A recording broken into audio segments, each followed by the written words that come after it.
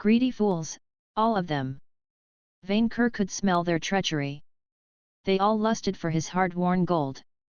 Minions, get out, the dragon called from outside the pyramid, crushing the statue of the vile Furibon underfoot. Minions!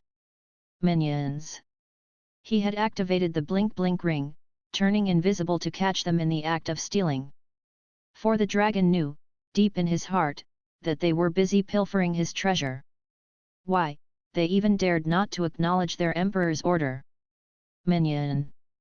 Vainqueur summoned his friend to his side when no one answered. Manling Victor appeared next to the dragon, a strange, worried look on his face. Here you are. Why, your majesty? The dragon sensed hesitation in his voice, as he looked for his master. Where are you? Shush, minion, Vainqueur said, his lackey looking at his general direction. I'm using my blink-blink ring to surprise them. Them? The traitors. Tasty Malphite, untasty Allison, they are traitors and thieves. I can feel it in my bones. The very thought infuriated him. But you, not you, my chief of staff. You are the only one I can trust. Because you worship me more than anything. You still love me, right? Why yes, of course. Manling Victor reassured his master. I owe you my life. Yes, you do. That is why I can trust you. Because you are my friend. Not like the others, those ingrates. Now, where are they? I do not know. Manling Victor said. We separated earlier to look for Furibon. A mere excuse to hide their duplicity. Vainqueur illuminated his minion's mind, dispelling his idealistic delusions. They must be stealing as much gold as they can before they escape. We must find them. I heard them talking about another temple in the city. Friend Victor said, remembering an important piece of evidence. I can lead you lead. Vainqueur's roar made his friend stumble. Where? It's the verb, your majesty, the verb. Vainqueur calmed himself, but only barely so. Minion, do not play tricks on me. My patience is at an end. Certainly, your majesty, Manling Victor cleared his throat.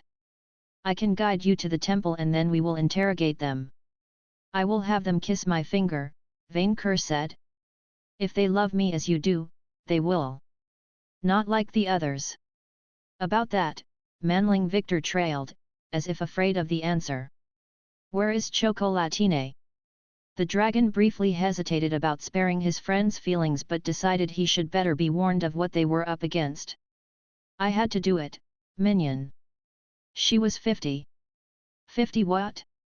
Years? Werewolves live that long. 50 kilos, Vainqueur explained.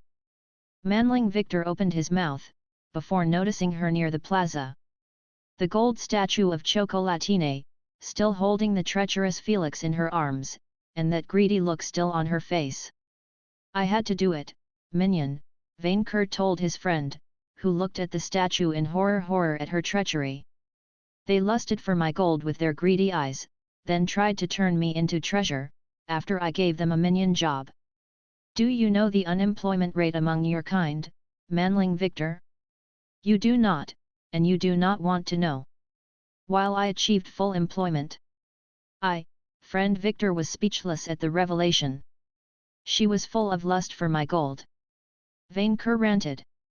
She would have turned you to gold too, but I saw it coming. I saw them both coming, her and that money-grubbing cat. How, you may ask? Manling Victor said nothing, listening to his master's wisdom.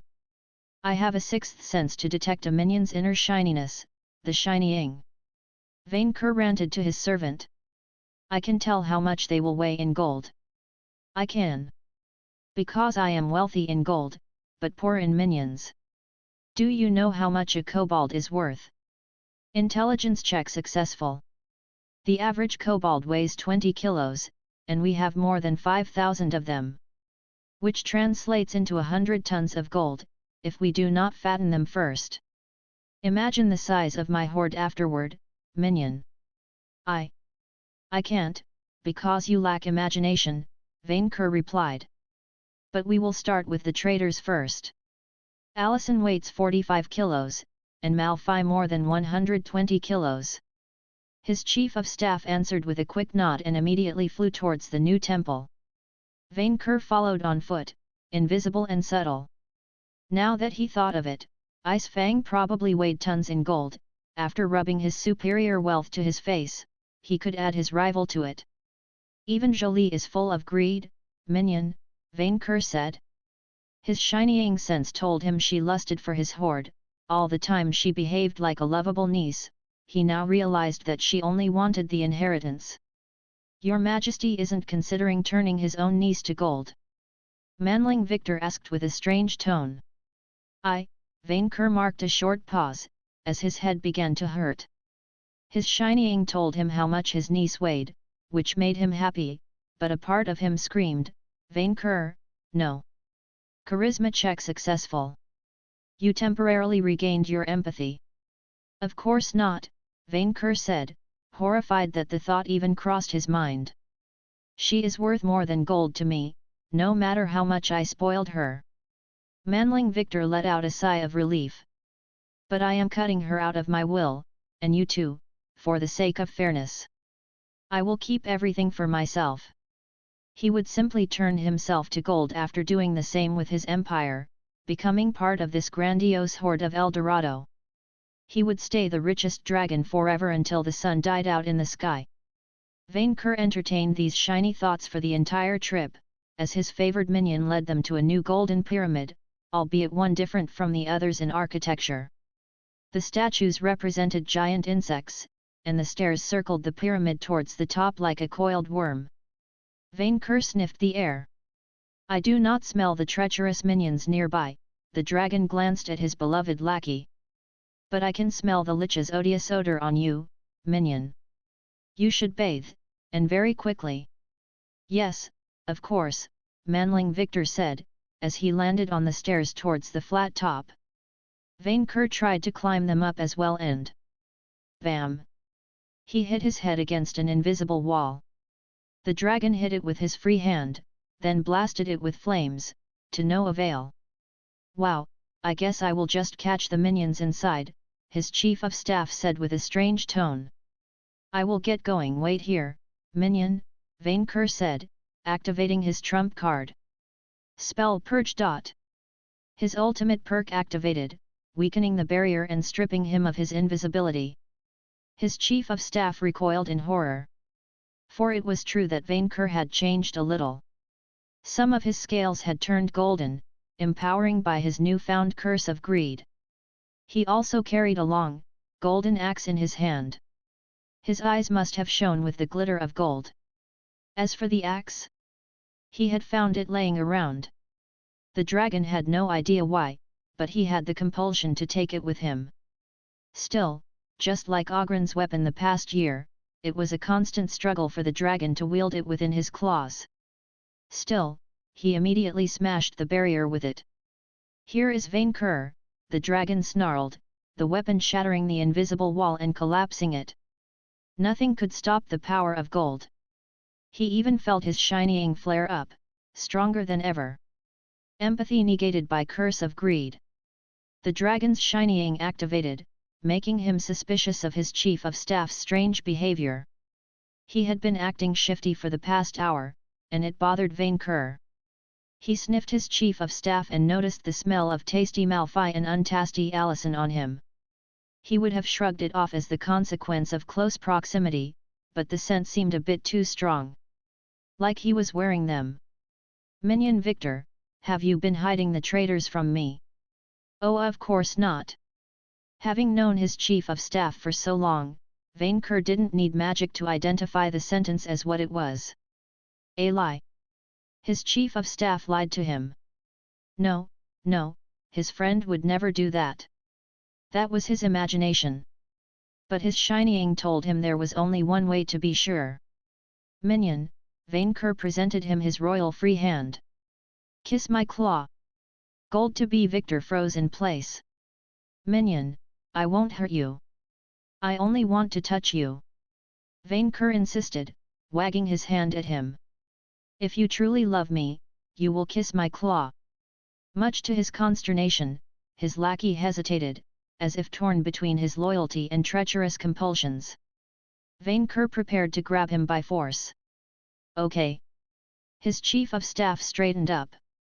I will kiss your hand, your majesty. Yes, you will, because I am your master. No, Manling Victor replied, quickly adding before the infuriated dragon could chastise him. I will kiss your hand because you are my friend, Vainqueur, and because I trust you. The Dragon Emperor frowned, his minion climbing down the stairs toward his beloved dragon until he was right in front of his scaled hand. Manling Victor took a long deep breath, closed his eyes, and prepared to kiss his master's finger. He would be perfect as a statue, the most beautiful of Vainqueur's collect charisma check successful. You temporarily regained your empathy. No. No. Wait. Vainqueur hastily distanced his hand from his minion, although his body refused to budge. Wait, minion. So did he. Empathy negated by curse of greed. No, this was a ploy. The minion pretended to obey, hoping his master would change his mind at the last second. Such a subtle trickery, only a dragon could uncover it. Kiss my, Vainqueur's throat tightened. Kiss my, no. What was he doing? That was his friend, the one minion he had sacrificed his entire hoard to raise from the dead. The one destined to follow Vainqueur all the way to godhood. He was worth more to the dragon than any weight in gold. Gold.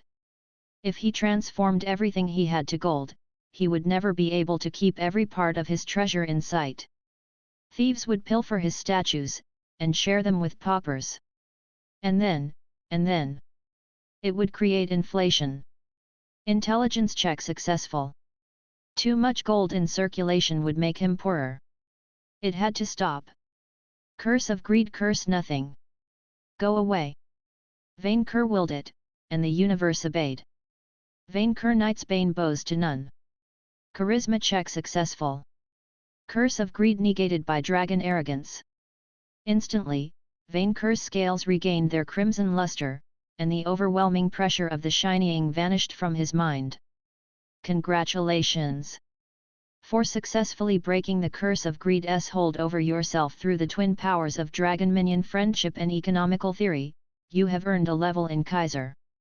Plus 30 HP, plus 10 SP, plus 1 STR, plus 1 VIT, plus 1 Ski, plus 1 AGI, plus 1 Int, plus 1 Cha, plus 1 LCK. Your Majesty did it. Manling Victor congratulated his master. I knew you could shrug that curse off. Who else but a dragon, friend Victor? Vainqueur grumbled. He glanced at the axe in his hand, before casually tossing it away. A dragon chief of staff bond of trust is unbreakable. No sooner did he say it, that the consequence of his recent actions dawned on him. I turned my minions into gold, the dragon panicked. I turned my sweet, lovable minions into cursed gold. Yes, and if we want to change that, then we still have work to do. Manling Victor put a hand in his boxer, before bringing something out. You can come out.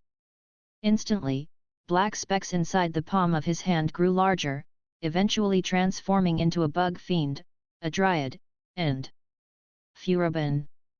Smoke came out of Vainqueur's nostrils. I saved your servants from yourself, WIRM, the undead replied haughtily.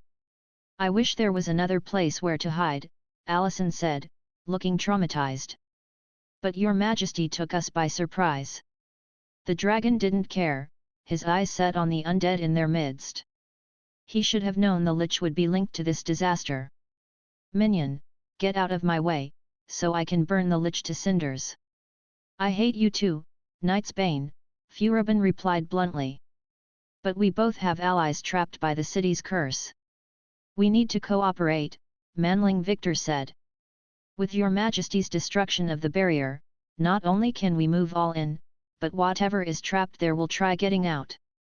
I have no idea what kind of creature lays in wait inside, but the more numerous we are, the better. Cooperate? With the Gold Slayer? The enemy? Vainqueur almost snarled never, before the picture of sweet chocolatine summoning fiends that he could poke flared in his mind, as well as Felix flattering him in a very exquisite way. Eventually, his concern for his minions overcame his hatred for Furibon. Temporarily, Vainqueur warned with a threatening tone. Very temporarily. The Lich let out a shrug, manling Victor putting a hand on his shoulder. Let's go, he said, the group turning towards the pyramid. Ready to claim their rightful loot.